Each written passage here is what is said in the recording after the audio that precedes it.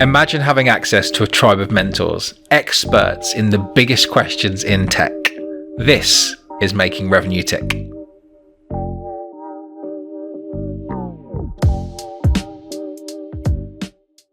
Hello and welcome to Making Revenue Tick. I've got a friend of the pod alumni, Jess Schultz. Jess, how you doing? Thanks for having me back. I'm doing well. It's a pleasure. I'm so happy that you came back. Obviously, your first conversation, which I loved the podcast with Tolu, and it was all about your career story. But you got into some like really tactical and practical advice for seed and Series A founders, which is the type of founders and startups that you've made a career out of helping. And you know that the reason why we asked you to come onto that podcast in the first place is that I loved your content. And so I saw one of your posts where you broke down like how startups can think about positioning themselves and marketing themselves and hiring their first team. And I said, Tolu, we have to get Jess on the podcast. And then I was so glad that you did. And I thought, well, what could I talk to you about as an expert in this topic that would be hugely valuable for both of our ICPs, which is this kind of like pre-seed all the way through to kind of Series A type startups. And it was definitely around marketing. And I know that you are a fractional, revenue leader as well as a fractional marketer. So if we talk about this big challenge that every startup has, which is how on earth do we get people to know that we exist? And how do we spend our incredibly precious resources in the right places to go and give ourselves the best possible chance of growing our business? Why is this topic of startup go-to-market one that's close to your heart? Yeah. I think because, you work with founders every day too. Most of them are building really valuable solutions that solve problems a lot of times that they had themselves. Those are my favorite founders, honestly. Like the ones that like lived through the challenge and then built the thing that solves the challenge they had. And they're really passionate people. And again, like they're doing really valuable things. Many of them don't know how to get anyone to know they exist. And so like, I love teaching people that I don't want to say it's not hard. Sometimes I like to say like, it's not easy, but it's simple. like the things you have to do are actually simple. We were just talking about this, but kind of like being fit, right? Like physically fit. The things you have to do are simple. Eat well, work out regularly, but doing that is hard sometimes for people to commit to, like the consistency part. But like the formula is simple. So the more I personally, like I just love being able to shed some light on like, here's the simple formula, or here's the simple things you can do that are actually within your reach that can ultimately amplify your story, your product to the right people, and you can help more people and you can grow. Yeah. But you can't really do that in a vacuum. There has to be marketing. Yeah, I love that. And it's the classic problem in tech, right? That alignment between sales and marketing. And if you can get that right from the start, and it's literally we're thinking about marketing as a way to drive sales and to drive brand and customer love and have our team so proud of what they do that it just goes viral. Like we really want to get that. If we can get that from the start, it's much easier than going, right, we're going to build two very separate departments, marketing and build sales, and then hopefully in the future we can align them. And the answer is it's an absolute nightmare for the biggest businesses to align those two functions. So when you're talking about the type of businesses that you typically help, what does that look like in terms of like who you're working with, the sort of size of and stage of the organizations that you've made you love to help? Yeah. So I often say I work kind of in two capacities. Like you can get Jess as just an advisor, like a sounding board, just a true advisor, right? Giving just advice. Or you can get Jess as an advisor and a doer. So like if I'm just acting as an advisor, I do that for a lot of pre-revenue, pre-seed companies today. I hesitate to jump in as a doer at that stage because it's still so chaotic. As you probably know, like there's just so much change as they're trying to find product market fit and get MVP off the ground and whatever. So I don't feel like that's the best use of the best use of their money even to like bring me in as a doer at that point. But so I'll act as an advisor at times to those companies, but then I come in as an advisor and a doer. And I often say I'm a bridge, not a barnacle. Like I'm not ever meant to be, and I don't think any fractional leader should be meant to be in your business forever. You should bring them into your business to get you from point A to point B or point B to point C. Like they should be a transformation and change agent that helps you accelerate that, like get over that hurdle, whatever that hurdle is. And then what's best for your business long term is you bring in-house talent that grows and evolves with you. So I usually come in and as the doer and build that foundation at seed and Series A. Yeah, I love that. I have a dream, Jess, that you've worked with all of the clients that I recruit for before I come in and help. Because then they'd have the right foundations in place. There's so many things that you say that I'm just like, this is why I saw that post and just like, we have to have you on, because there's so much alignment in the way that you position it.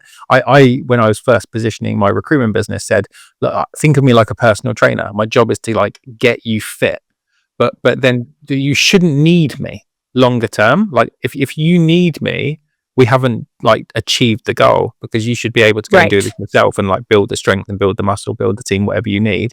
But a lot of PTs, like, think the business model's broken, where they're like, yeah, we want to retain customers for 2, 3, 4, 5 years.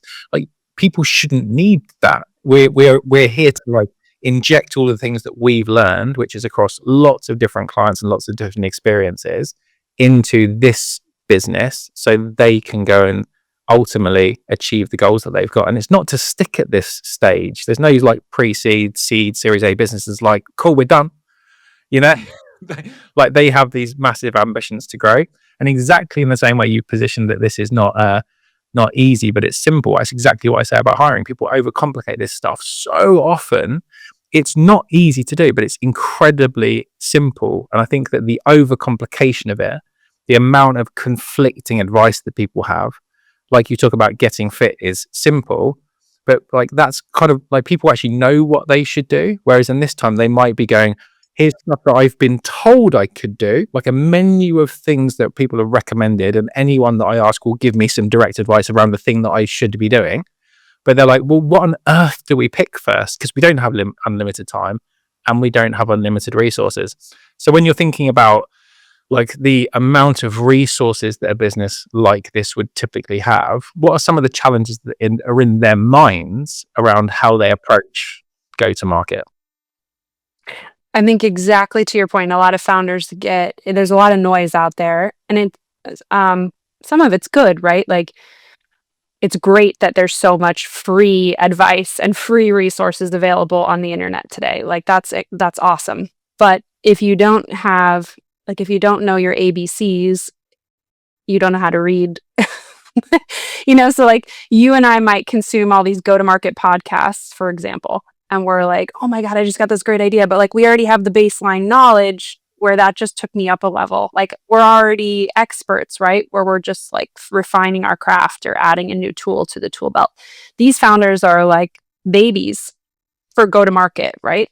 So to your point, like they're like SEO, PR, paid ads, I don't know. Like it's like I often say like the Cheesecake Factory menu. I don't know if that's big in the UK or you know what it is. We know what it is. In the US, so you know what it is. I can find one locally, but everyone knows what it is, yeah. Okay. The menu is like a book, right? There's like 50,000 things you can order. And then you get analysis paralysis, especially if you don't, again, know how to like cut through the noise. You don't have the baseline knowledge. So I think that is the biggest problem most founders face, is just like they don't have that. A lot of them don't come from sales and marketing backgrounds. Most of them I find are either industry experts or tech like backgrounds. Again, there's certainly the anomaly out there where someone does come from sales and marketing, but it's I would say that's like the exception, not the rule. So I think they get overwhelmed about like, I have all these options available to me. Which one do I pick? And I better pick right, because I don't have unlimited funds and I don't have unlimited people. So if I spend my money or time in the wrong way, that could be the end, really. I mean, not to be dramatic, but it could be for some of these people, right? So I think there's some added hesitation, because it's like you have to make the right decisions early on, survive. So at least how I counsel founders to think about it is like, when you first are starting out, if you're pre-revenue, pre-seed, you don't have a lot of money, right? And no one knows who your company is, whatever that is. Tick Talent, Amplify, right? Nobody knows who that is yet because you literally just started. But in almost every case, people know who you are, right? People know who Jess Schultz is or Tom Jones or whoever. That founder has a brand already, inevitably, I'm guessing. Like at least every founder I've worked with, right? Like they've, you know, they were the 7th employee at Amazon. They ran a private credit fund. They did something that led them to this pivotal moment of like, I'm going to start a business. And presumably, if they have enough chutzpah to start a business, because it's not, it takes a certain kind of person. They've been building a network and they have friends and they have people that are rooting for them. So I'm like, the most valuable thing you have at that very, very early stage is yourself, is your own personal brand and your own personal network.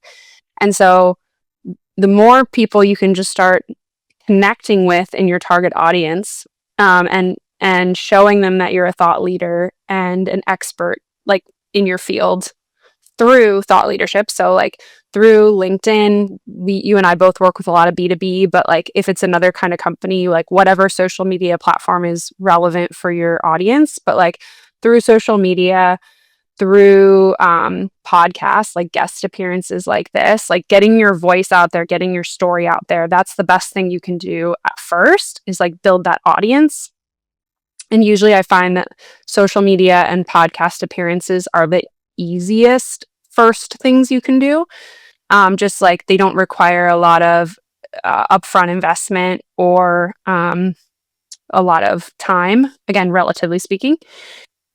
And then like the thing I tell people to do as quickly as possible after they get that going, like leveraging their own voice and getting themselves out there, which by the way, I saw another founder the other day. She said, be obnoxiously like visible, I think is how she phrased it. And I loved that. I was like, yes, be obnoxiously visible. Like that should be priority number one. Because you maybe don't have a product yet or an MVP or anything to sell. You just have an idea. So like you don't need to be, and this is what's so great about that at the early stages, is like you're not selling anything yet. You're just educating and getting people to connect with you and resonate with your story. That's it. You're not asking for anything yet. You're just giving. So like that's the great part here. Then you can build that audience. And then as soon as you have some audience and at least a little bit, maybe more time, a little bit more money, get them on an email list. Like that should be like, to me, priority number 2. And then that's either to be leveraged for your newsletter, for your eventual product launch, for product updates, for company updates. So like the very next thing I tell people to do as soon as they can is like get some kind of forum or system to capture email addresses and communicate with people via email, because social media and podcasts are not platforms we own, right? Like as we both know, like the LinkedIn algorithm changes all the time and I can't control that. So I can't control exactly how many people I'm going to reach every day. And I can't control if some of the people I want to reach are even on LinkedIn, right? But email, good old email, even in this very advanced technology age that we live in, is still very effective. And almost everyone has an email and people check their email. And email marketing, I think I saw reported, is still like $36 to every $1 you spend. Like it's still one of the highest ROI mediums out there. So like that would be the thing I do second. And then once you actually have, so I always say that it's like phase 1 is 2 steps, the thought leadership and then the emails. But that phase 1 is just building your audience and capturing their information. And then phase 2, hopefully by now you have product, you have some revenue, and we've got all these people that we built an audience around that hopefully we were able to leverage to convert some of our initial sales, right? And we didn't ask them for a thing for however long. We just provided value, and now we can ask. And so like I've seen the founders that do that have a really good like initial product launch and getting initial revenue traction, like that really pays off. So then once we have customers, we have revenue, to me, the next thing we want to do is like what I call like show and tell, or like creating evidence, right? Because the next thing almost all of our buyers want, especially in B2B, is like, show me someone else who's used you and liked it. Show me someone else who's used you and had success, results, good outcomes. So I tell them, I'm like, the very next thing I would focus on is customer reviews. Again, free. And create a profile on G2 or on Capterra or any of these other platforms. Again, you have to pick the right one for your niche, like where is there the most traffic for your niche already, but like picking the right one, you create your free profile, you start collecting your reviews. That's evidence from your customers, the most trusted source, that you can do what you say you can do. And once your customers have left you that public review, you have their words that are on a public website. You can use that, right? You don't even need to ask, because if it's on the internet, it's already public. So now you can use those words on your website. You can use those words on your social media. You can use those words in your sales deck. Like now you have their implied permission to use their words because it's public. So that's like your next lowest hanging fruit. And then the next thing is case studies, which I put on my newsletter, like a playbook that I give people on how to capture those and how to maximize value extraction. But that would be the next thing I do. And that's kind of like where I'd start. I'm like, build the audience, show and tell, and then hopefully by that point we have, I don't know, 500K, 700K in revenue. We have a little bit more to work with. Now maybe it makes sense to invest in SEO, paid ads, something like maybe. And every company is different when that inflection point makes sense of like, okay, now I'm going to add some of these more expensive marketing elements. But all of the first things I said are things you can do, again, with virtually no budget and still have a really big impact on getting brand awareness and converting the opportunities that you actually have in your pipeline. Yeah, there's so much to unpick there. I'll do my very best to help like bring this to life for the listeners and the watchers. So you've talked about something really interesting there, which is, you know, a lot of these people would have come from a business where they were maybe an entrepreneur, and they have got this lived experience of a problem, probably some credibility, a bit of a network, and then they've decided that they didn't like this. They wanted to create this thing that they can't believe that no one's created before, or that they wished that this tool that everyone was using was just much better, or something else, but they'd like driven to go and make the change in the world because they've had enough. And I was listening to a podcast literally on a run this morning where it was Reid Hoffman talking about how he was part of the PayPal mafia. Well, he didn't say mafia, he said network. But, you know, like, and the amount of people that were in that sort of original PayPal group who have gone on to become billionaires, I think it's 7 of them have gone on to become billionaires. And so many of those, you can't find like one of these tech companies nowadays without seeing the alumni of those companies that have gone on to start tech startups. And if I think about like the seed stage founders that we have on the podcast, a lot of them are like, you know, ex-Meta and Apple, and they've come from these wicked companies. So and they've all got a story to tell. And I think a lot of the time people just assume that people know, or they haven't really practiced telling that story in a way that resonates. And I'm just wondering, like, you know, like when you start to tell your story, you're almost like pitching this thing, and you're hearing what people respond to and what they don't respond to refine that message in a way that's going to resonate. Like, how do you coach people to find the pitch that actually connects and converts customers? I love that question. So I tell like 2 things. I tell a lot of clients, I'm like, our fastest feedback loops for testing messaging are social media and sales conversations, right?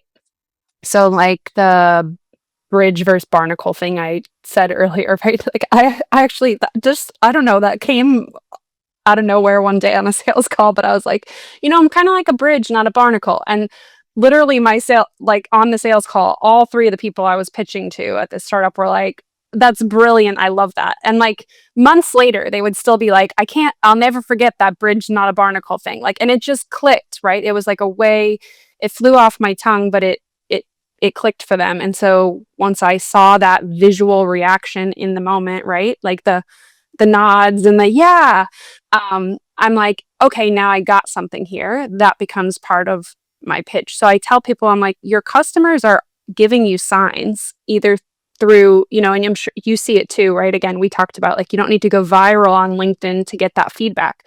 Like sometimes I post something and I'll have 3 or 4 people comment or DM me or something and say like, your post today really resonated with me. Like I so relate to that problem, or I so relate to how you suggested to solve it or whatever. So I'm like, don't miss those signals. Like leverage social media and your sales calls to test different messaging, because that's, again, fastest feedback loop. We can do A/B testing and we can do different home page messaging and all that, but none of that is quite as fast, again, as like the things I just said. So 1, and 2, for actually structuring your sales pitch, I love April Dunford's framework, which I don't know if you follow her, but she's like a prolific B2B positioning expert, based in Canada, actually, but she works with companies all over the place. And she wrote 2 books. One of them is called Sales Pitch, and she released it maybe a year ago. But when I picked it up and read it, and she gives a framework, which maybe we can put in the show notes, just because I think people will get a lot of value out of it. And when I read it, I was like, that's actually how I do my sales pitch, but I never thought about it like the way that she structured it, in a visual, like the way she visually represented it. I'm like, that's what works. So to try to verbally describe what it is, she suggests you always start with your insight, right? Because our buyers are ultimately looking for, like, this, a lot of buyers don't know how to buy, truly, right? They know they have a pain point. They know they have a problem. They don't always know. Sometimes it's their first time buying something. That's true too. Like maybe they're a new director. They've never been the purchaser of a $50,000 solution. Or maybe this is a problem they've never solved before. I don't know. But a lot of buyers don't know how to buy. So people really appreciate and we all see so much marketing noise of like, unlock, explore, accelerate, right? Like, and it's like, well, what's real in there? What is it really? And how are you really different? Salesforce versus HubSpot. Like a lot of times that's hard for the buyer to cut through too. So if you start your sales pitch with your insight on the market, which might be like, look, if I'm HubSpot, I don't know.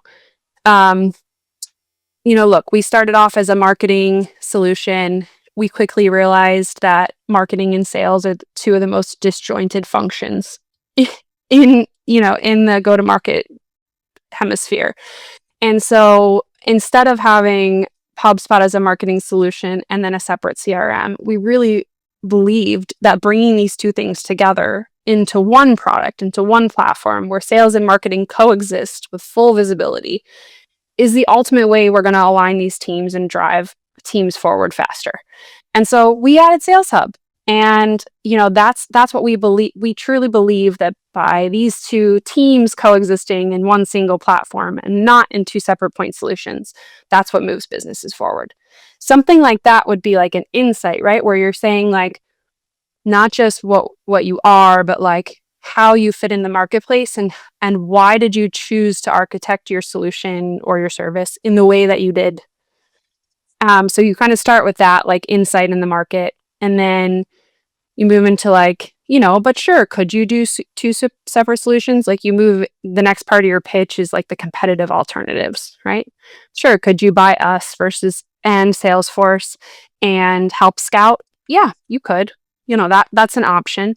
But then you are managing 3 separate vendors, 3 separate vendor contracts, integrations break, and you kind of talk them through like, yeah, that's an option, but here's the downfalls of choosing that path. And then you get to like, and here's once again why the way we've architected it as one platform solution, one vendor, everything, all your data is in one place. Here's why that's superior. So you kind of walk them through like how you think, how you see the marketplace, and then pros and cons of how they could solve their problem and why you ultimately think the way you're solving it is superior. And then you kind of go into like maybe some of the features, common objections, things like that.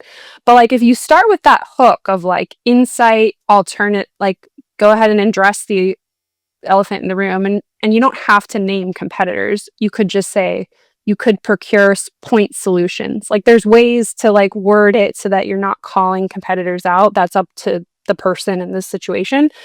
But like if you architect it with that like insight followed by alternatives followed by why you're the perfect world best solution, that really helps disarm people and kind of like help them have a frame of reference about where you fit in the marketplace to then absorb everything else that comes after. Yeah, for sure. I mean, and you could also talk about like when I was working at obviously PayPal, but this is the massive problem that I had. Like, like a lot of these people, Correct. Yes. Bring in those personal stories. Yeah, exactly. Like make it all about them. Because, obviously I think this is probably a topic that people would be like, yeah, of course, Richard. But it's like features and benefits. No one cares. No one cares about you. No one cares about your technology. They care about themselves and their problems. And if you can say like a human's greatest desire is to feel understood, you can say like, I see you. I hear you. I've been you. And here's how we're solving the problems for you. And they're like, oh, finally, like someone like gets it. I think it's probably like why we're credible in the world that we play in. We have lived experience on the other side of it. So people go, well, you're not just another person pitching me and trying to discount to go and get the services. Like we talk their language. It's so powerful. And like another thing you mentioned, which is going on podcasts. Obviously, I love that because I run a podcast. I use it to pitch ideas. So I'm constantly like pitching things into existence, listening back to it and going, oh, that really stank. Like I didn't enjoy that. Yeah. Oh, that really, really connected. But the beautiful output that a founder can get from going on a podcast is this whole transcript written how they speak.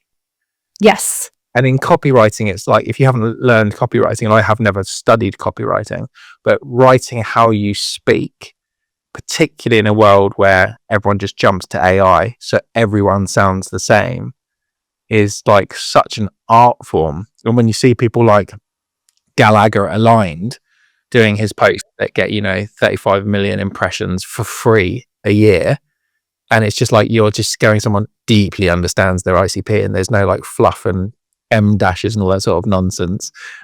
It stands out. Like authenticity and like natural language stands out in this cluttered world. I'd love to get your take on how you see like finding your authentic voice and standing out through the way that you use social media can be something that these founders can do differently than everyone else who's just trying to pump out AI generated nonsense. Yes. Thank you for bringing that up for so many reasons. As I love AI for so many use cases, but not for thought leadership or like personal writing. I don't like it for that. I never use it for my own newsletter or for my own posts. And I do think, to your point, it's such an opportunity to stand out. I think where founders get hung up here is they get nervous about just being in the spotlight. I've heard that from a lot of my clients. Well, I'm just not really comfortable.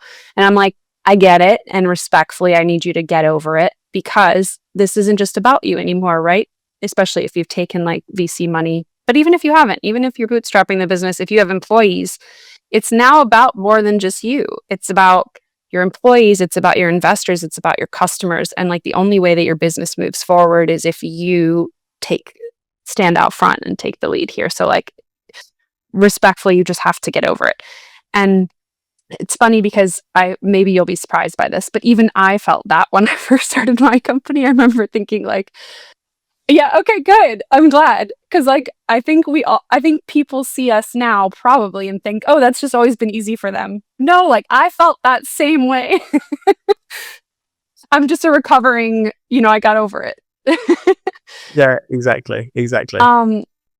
So the book that I read, and I always tell founders if I can, I read this book called Be by Jessica Zweig, and she's like a personal branding expert, and she talks about the value in what you're saying, like in just being your authentic self, and like how there is so much, doctored content out there, right? And like people, oh yeah, I launched my company 100 million ARR in 20 days. And like, there's just stuff that's like, that's not real. Like people want the real stories, right? Like the successes, but also just the failures and the hard stuff and like all of it. Like people, I think even more in an AI driven world, we have more yearning for authenticity, but I think people have always enjoyed it. So anyway, I read that book, and that was and she basically framed it in the book of like, if you're not sharing your authentic story, or like the way to think about it is like, by sharing your authentic story, you're doing it in service of others. And so as long as you think about like all the content you share and all the content you create as being in service to others, and particularly whoever your target ICP, your audience is, then you're actually doing everyone a disservice by keeping it to yourself. Like, and so like, I don't know, somehow the way she phrased it is what helped me like cross that chasm myself and be like, yeah, actually I'm doing everyone a disservice if I don't just share my authentic things. And then she gives you some tips on how to think about your content pillars and like just have some structure to your process. Cause I feel like that's the next thing people struggle with is like, okay, once I'm bought in to like, okay, I need to do this, I'm willing to do this, let's go. Then I think you just need we all do, we need some structure, just like working out, like we said, which is why you hire the PT, right? Like, okay, I need someone to maybe build me a meal plan for a week and tell me what exercises to do while I get comfortable. And then eventually I know what to do and I know how to do this myself. So I think like that structure is the next piece that people need. And there's tons of resources that help with that, ourselves included. And then after that, I think the more you do it, just like working out, the easier it gets. Like that first few times, like my posts, it was uncomfortable, right? Or like I would spend hours staring at it, and some of them would do great, some of them wouldn't. But like if you just keep at it, just like anything, it gets easier. And I think forcing yourself to write, I was talking to somebody else about this week, forces yourself to think critically in a way that you don't always do either. And it like brings more clarity to your thoughts. And the same way that, to your point, like being on a podcast does, because people ask you questions as a guest that maybe you don't get.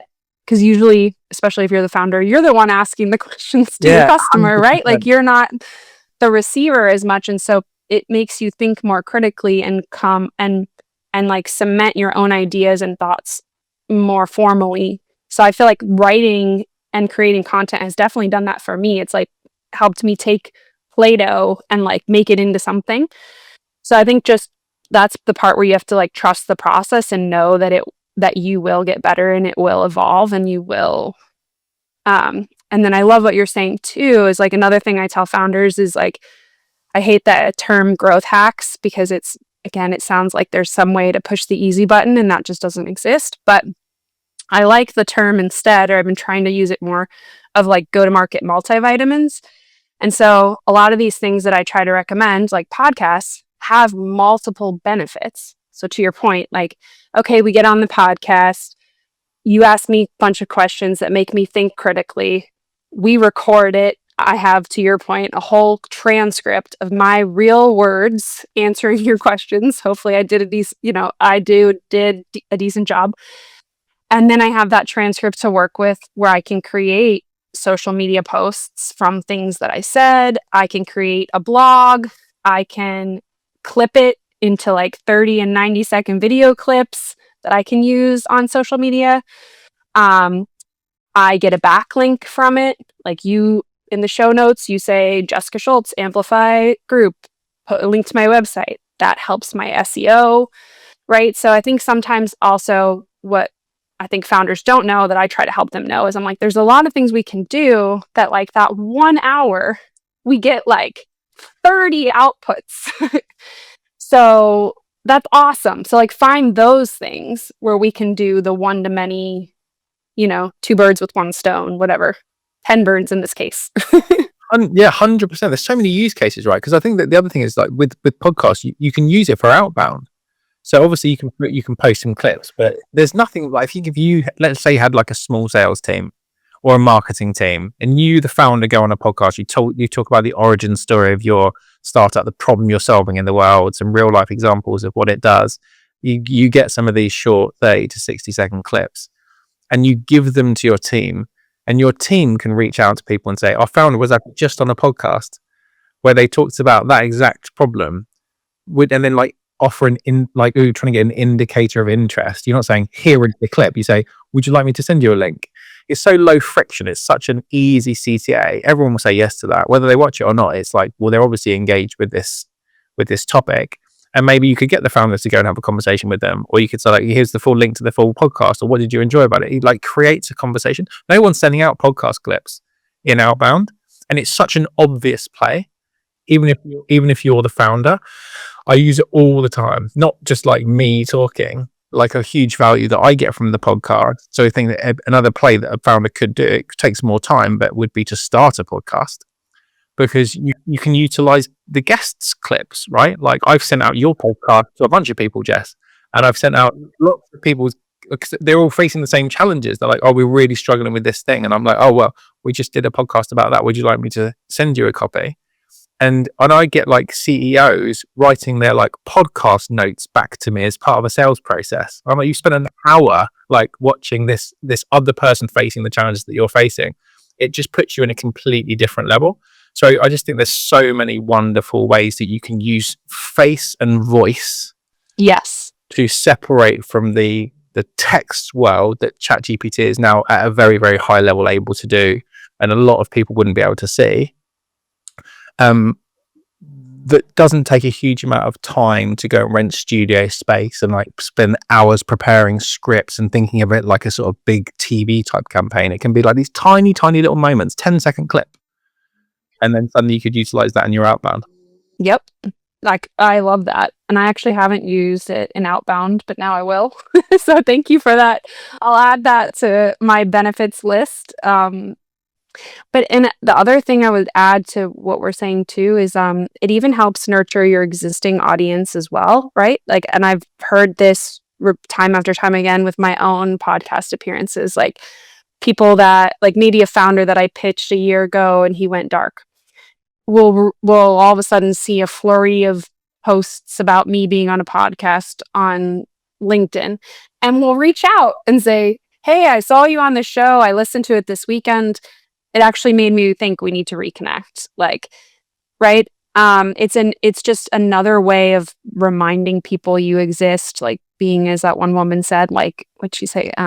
Obnoxiously visible or whatever, right? It's another way of being obnoxiously visible that also adds credibility, because some people might not know, like you and I do, that it's not that hard to get booked on a podcast. Like it's not, it's like, I mean, depends on the one, right? Like maybe getting booked on Adam Grant's podcast or something. You need to be Oprah. But like there are a lot of up and coming podcasts where you can get booked, and it's not this huge feat. So I think to the people that don't know that it's kind of easy, it really makes you look like a superstar. Like it creates like this superstar fame effect as well, right? Like perception. Yeah, exactly. I'm like, and that also helps. Exactly. Because they're like, wow, they really must be doing something right. Look at them on all these shows. Like, yeah, 100%. And you see the people, right? It's like, I love getting the feedback from people. It's like, I can't log on to social media without seeing your face. I'm like, with this tiny little business that's like very, very loud. But there's this, like you talked about, these little sound bites that you can just like grab hold of and use for the rest of time. A good friend of mine told me this line, which I remember forever: mind share precedes market share. And you tell that to anyone and they go, "Oh yeah." And it's totally true. If you're not front of mind, I literally had an inbound this week, someone that came onto our podcast, wonderful, wonderful person. I won't give too much away, but it was like, "Hey Richard, we're looking for this, like a really important founding role in our team." And I was like, "Well, what made you think of me out of curiosity?" It's like, "I can't log on to LinkedIn without seeing you." Yeah. And I literally said, "Mind share precedes market share." And it is so true. It costs nothing, and often it is your existing network. I love that in like a job seeking I know it's slightly off topic, but a job seeking frame, when people are like going, I'm in the market for a role, I'm going, don't just update your CV, like your resume is the first thing you do. That's a middle or bottom of the funnel asset. Let's reactivate your network. It's much more likely you're going to find something from your network than it is something cold or having to rely on someone like me. And I think the podcasts are wonderful use for that too. And like you said, there's so 100%. many people that would have you on to tell your story. I love it. Let's talk about one different thing that you mentioned that I think is really interesting. So you talked about a lot about the value of email and have an email list, and then also about social, like posting on LinkedIn and social media. Like, how do you see how you use email versus LinkedIn posts, and how that differs for you in terms of what you use it for? I use both, and even not just for my own marketing, for clients too. I'm like, tell a story. We have two mediums. We have more than two, but like those are two mediums we have available to us. We should put it in both places, because again, maybe on that day that I share something on LinkedIn, 10 of the people I wanted to see it, and 10 of them are on vacation with their kids.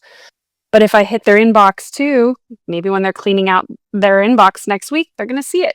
So I'm like, I'd rather increase my odds of the message being seen by putting it out in multiple places, is like how I think about it. But then I try not to make them like copy paste, because I think that's boring. And I forget there's a term for it too. I forget what it is, but it's like if you push out the exact same thing at the exact same time everywhere, that's boring. But what I like is, for me, my newsletter is more of a long form content place. There's usually 5 or 6 social media posts that are gems inside of that one newsletter, right? So like I write the newsletter, but then I can repurpose or recycle, right? Nuggets from that for multiple posts. Yeah, I love it. In the coming week. And sometimes social feeds my newsletter. Like maybe something I post on social has like really strong feedback, and I'm like, oh, I'm going to take that and I'm going to expand upon that thought, because that seems to really catch people's attention. So then that goes in the newsletter as like and I expand upon it in a future post.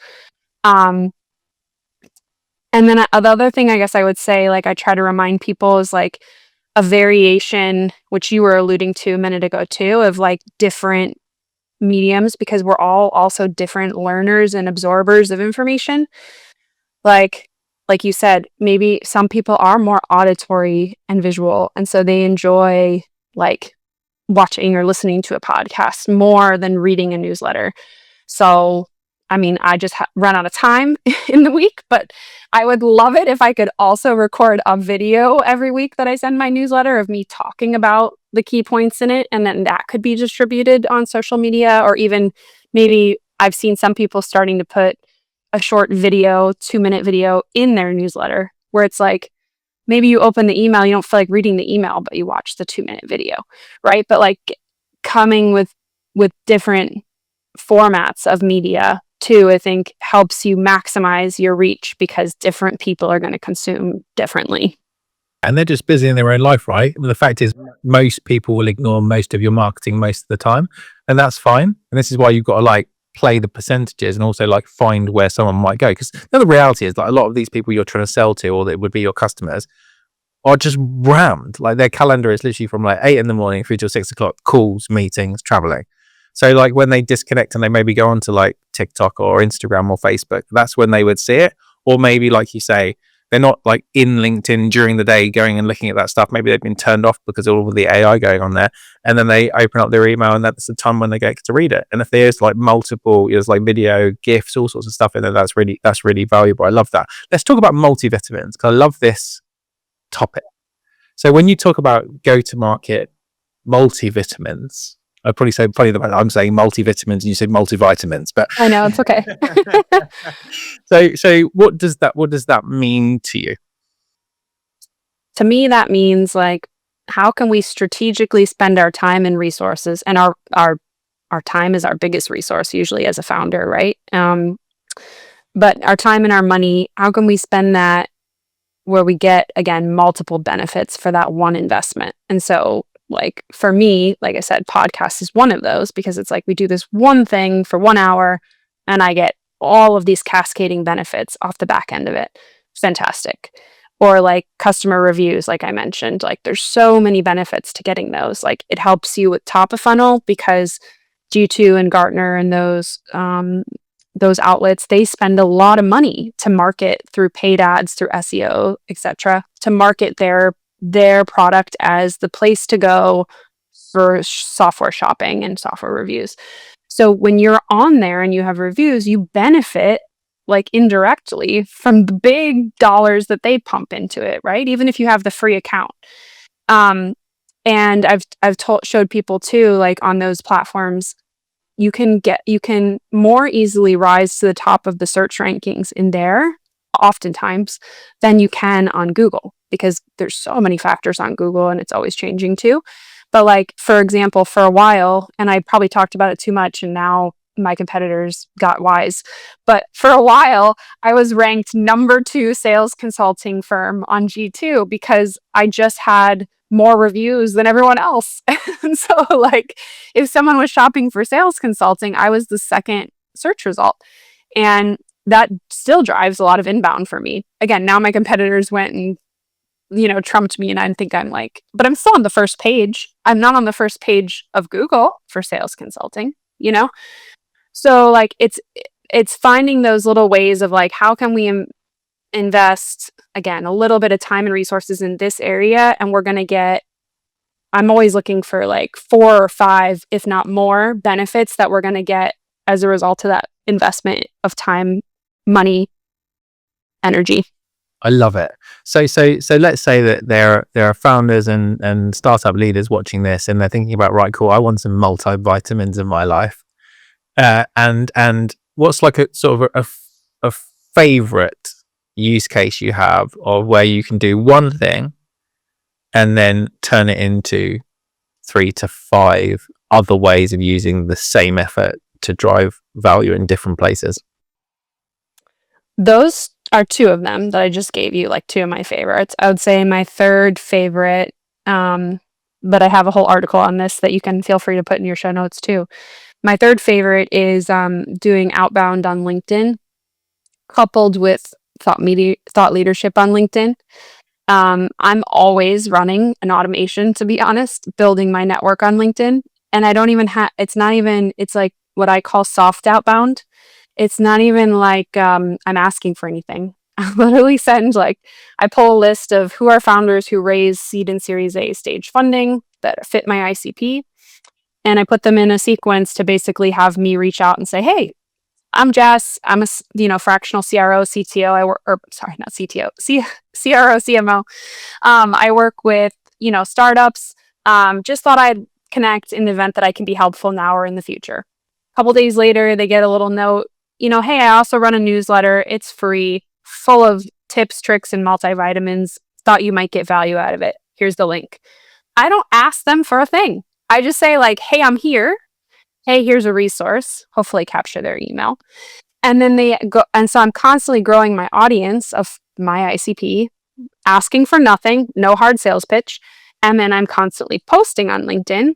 So they're consuming my content. And so the goal is, over time, they're going to read the newsletter or the LinkedIn, and they're going to say, damn, Jess really knows what she's doing, and reach out. So it's that's one of my other favorites, where, you can build your audience in soft ways like that. And then me posting every day takes maybe 15, 30 minutes, right? But I'm reaching thousands of people. Me sending my newsletter takes me an hour every week, reaching thousands of people.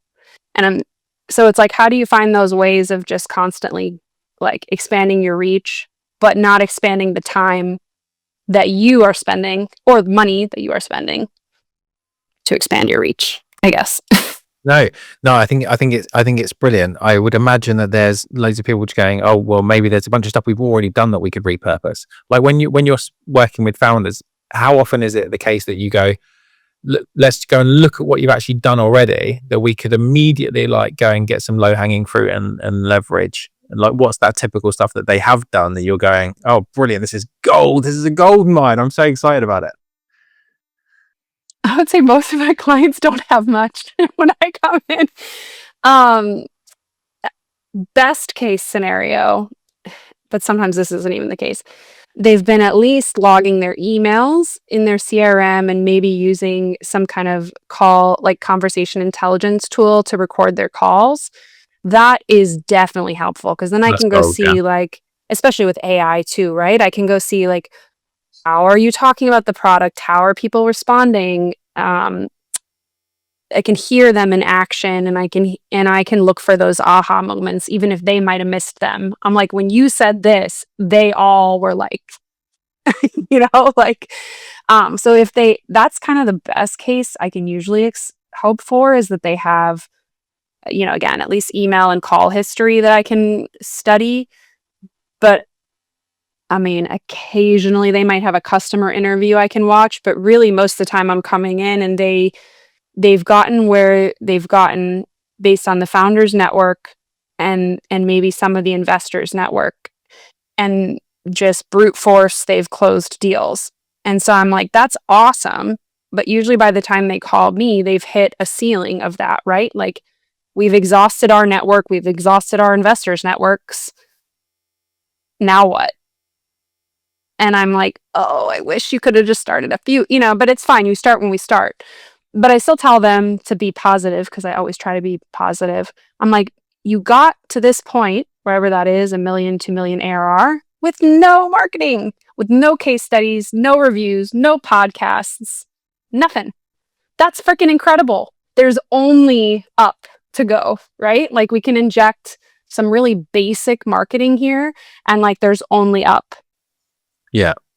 I love that. I would imagine that if they are recording calls, they just get so busy that they just don't really have the time to go back and actually just hear what customers said. Study.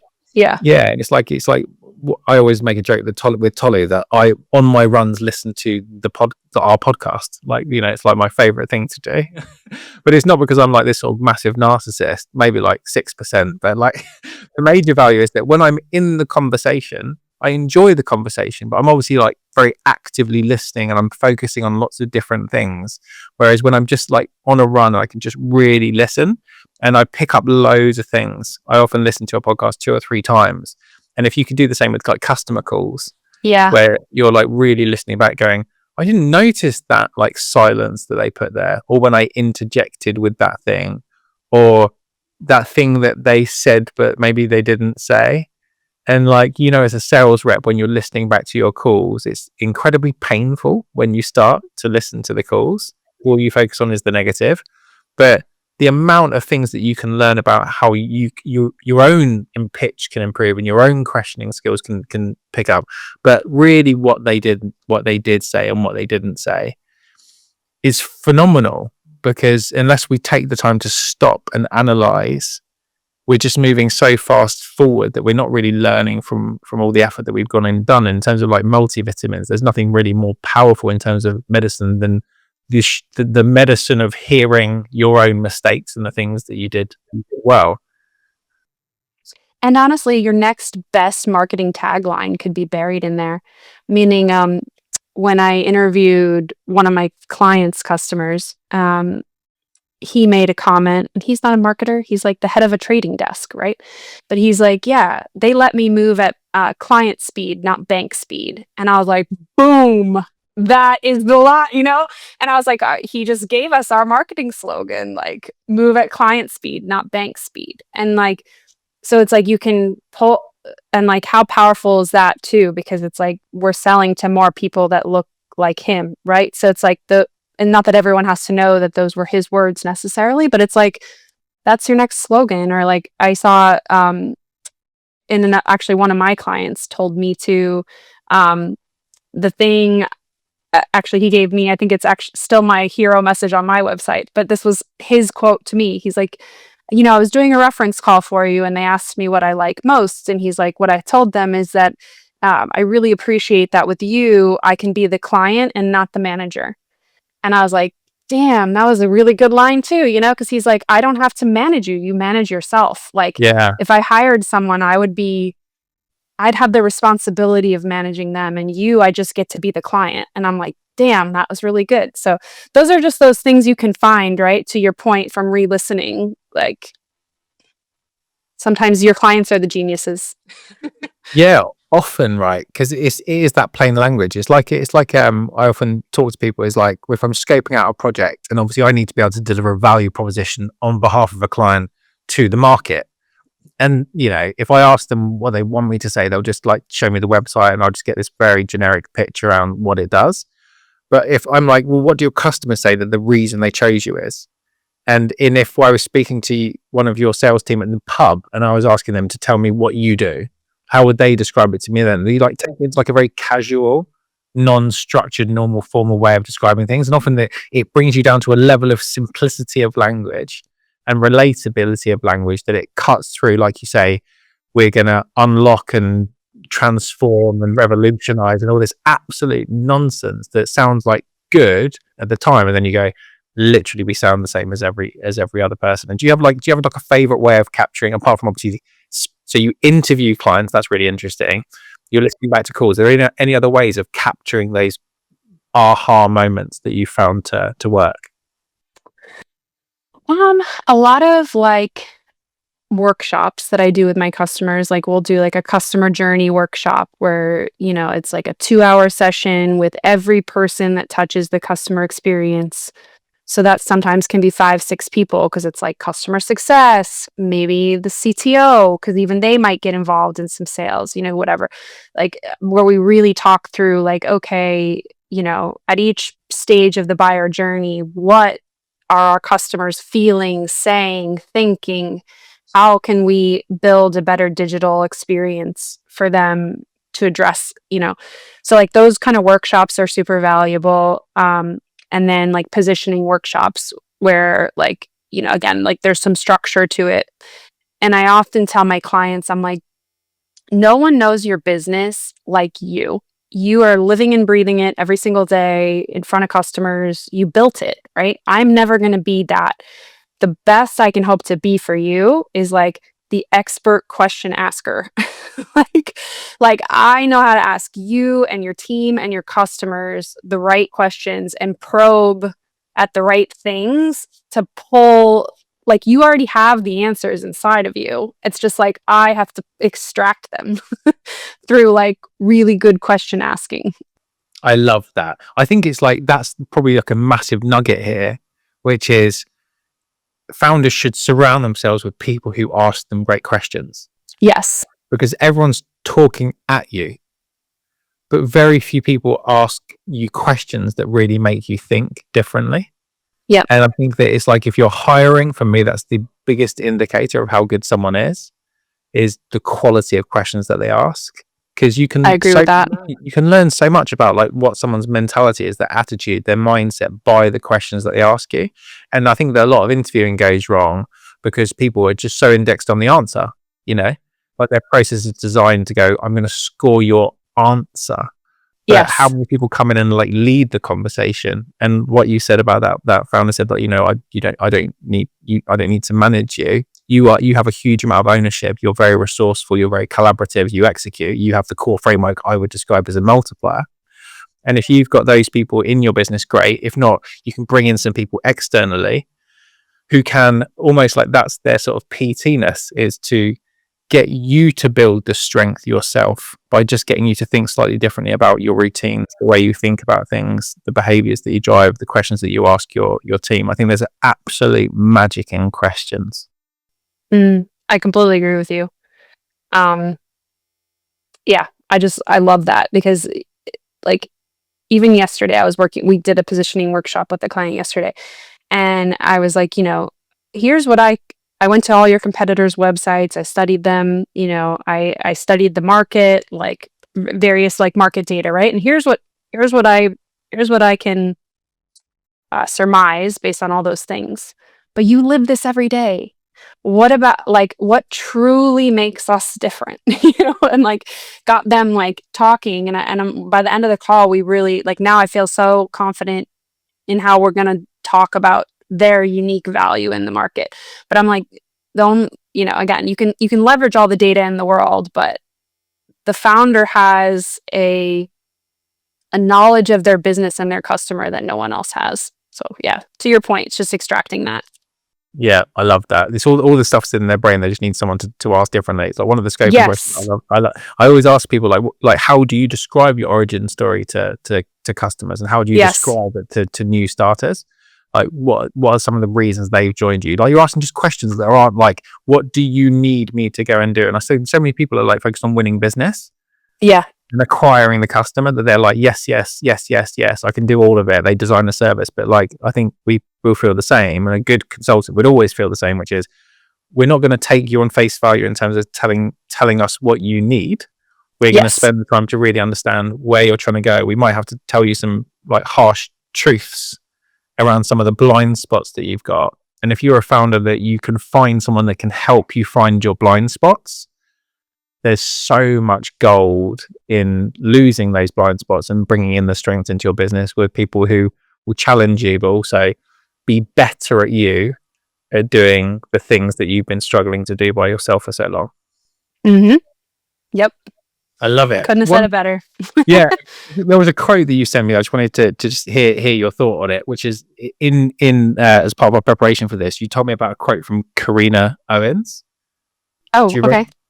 Which is, all of your content should have at least 9 lives. Oh yes, I love that quote. And I'm like, that is absolutely genius. So as a final thought then, Jess, so if someone's listened to this full episode and they're going, right, well, I'm full of ideas now, how can they continue this conversation with you so they can pick up on even more of the gold that's in your brain? Yeah. I mean, follow me or connect with me on LinkedIn. And then my newsletter I put that out almost every week religiously. I think I hit like 48 out of 52 weeks last year, so pretty good. But I really try in that newsletter, like my whole goal is that it's snackable. So I try to stay around like 500 to 700 words. So it takes 5 minutes or less to read. I intentionally don't make it super long.